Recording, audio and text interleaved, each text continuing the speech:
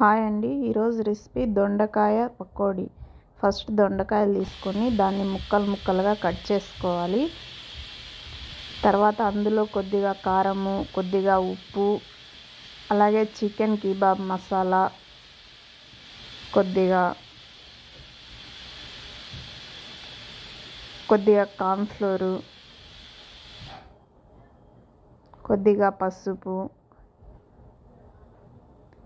Tasty salt కొద్దిగా అన్నీ వేసుకొని బాగా మిక్స్ చేసుకోవాలండి.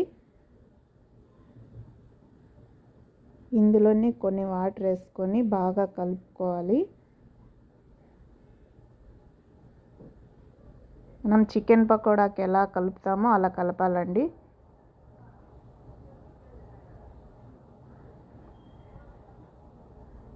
ఒక బౌల్ పెట్టుకొని అందులో కొద్దిగా ఆయిల్, నేను చికెన్ పకోడీ ఆయిల్ వేసుకున్నాను, మీరు ఫ్రెష్ ఆయిల్ అయినా వేసుకోవాలండి. ఇలా ఆయిల్ బాగా మరిగిన తర్వాత కలిపి పెట్టుకున్న దొండకాయ ముక్కల్ని ఇందులో వేసి బాగా డీప్ ఫ్రై చేసుకోవాలండి.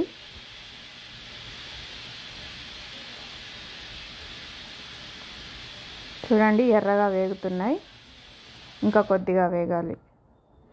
ఇలా బాగా ఎర్రగా వేగిన తర్వాత తీసి పక్కన బౌల్లో వేసుకోవాలి.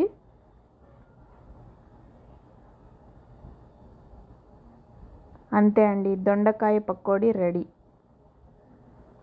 ప్లీజ్ లైక్ చేయండి.